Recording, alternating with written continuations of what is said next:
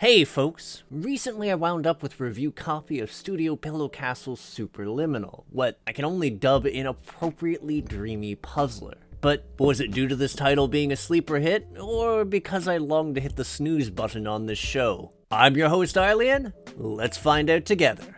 Welcome to the world of Somnosculpt, a breathtaking technology that will help to change your outlook on life. And not in the sculpt your perfect body as you sleep kind of way, though that would be pretty gnarly. Rather, Somnosculpt is a cutting-edge form of dream therapy which can be used to introduce patients to soothing experiences and thought-provoking experiments. In a perfect world anyways, given that in practice, the technology might be a bit rough around the edges. Something that becomes increasingly apparent as you dive further into your own unconsciousness and outside the scope of the proverbial testing grounds. Surprisingly, as horrific as the concept becoming entrenched within the deep depths of your own psyche may be, I'd say Superliminal definitely leans more towards the comedic. There's something about the overall dialogue and vibe that just exudes the sort of hokiness most often seen in infomercials. Billy Mays here. And there's a lot of environmental gags to be found which can make for some welcome moments of levity. Frankly, it helped a great deal in distracting me from the existential horror that more or less pervaded the experience, except in those moments where it really wanted the player to focus on them. And even then, I still managed to turn so many of those moments into ridiculous comedy, if only by virtue of Superliminal's mechanics. And that's because one of the key elements of the game is a matter of playing with perspective. Specifically, it messes around a lot with objects shifting proportions based on their distance from a player when picked up and set down.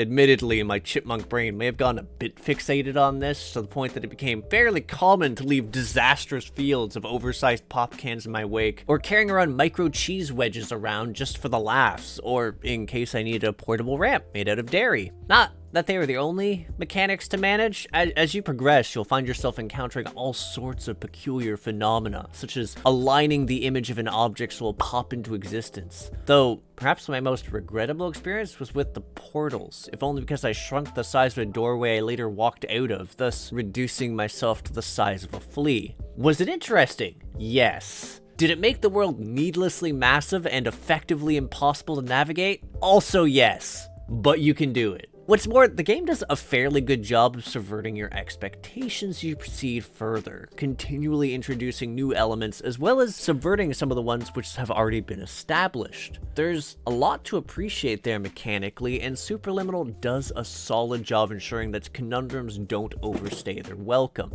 Frankly, I was pretty satisfied by the time I reached the finale, though for those folks craving more, there is a plethora of hidden collectibles scattered throughout the stages. I barely scratched the surface there when it came to discovering these, in part because they're pretty darn well hidden, though there is a decent bit of problem solving involved in acquiring them to boot. That isn't even the crux of the game's replayability either, given there's a challenge mode for those competitive players to tackle. I'll admit that I didn't really dive too deeply into this, given that it sees you experiencing the chapters all over again, which occasionally translates to some lengthy pauses before you encounter the puzzles. Still, it's pretty neat, and also neat that you can tinker around with the level design, in theory, since I'm a potato of a level designer and so didn't really touch this much. But it's a feature, and it's there. And speaking of interesting things to be done with the game's overall design, Superliminal embraces the peculiarity of dream logic when it comes to its aesthetic. So much of what you encounter is a deliberate mindfuck, and I found myself delighting at just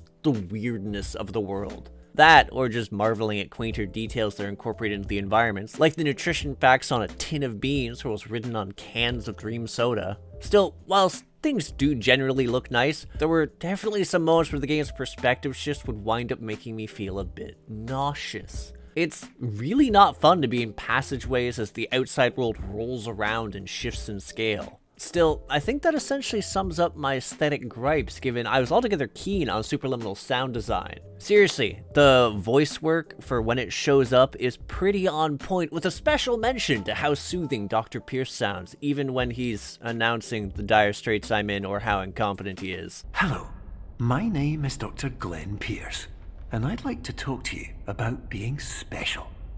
So special, in fact, that we have no idea where you are. But not to worry, we're working on it. Plus, there's some quality music to chill out and listen to. Anyways, this brings us to conclusion, so to sum things up neatly, I'm pretty fond of Superliminal. As far as the puzzles went, it certainly provided some intriguing problems to overcome. It felt immensely rewarding to learn both the mundane and muddled mechanics of the Somnosculpting experience. Likewise, I found the narrative to be altogether charming and oftentimes funny. That said, I will confess that despite the game's overall short length, there were moments during its conclusion where it seemed to drag on a little or stall. Nonetheless, I would ultimately call this game a hit, as I had a lot of fun poking through it and scratching the surface of its secrets. I just don't feel all that compelled to return. Anywho, thanks for tuning in. If you agree, disagree, or just have something to say to me, feel free to comment. And if you have an interest in supporting my efforts to create new indie reviews, interviews, and gaming content, hit the subscribe button and the bell so you know there's a new release. There's also a Discord, links in the description. You can be a part of our community, the Crit Hit Cauldron. That said, I'll catch you on the next episode of Crit Hit. Take care till then, folks.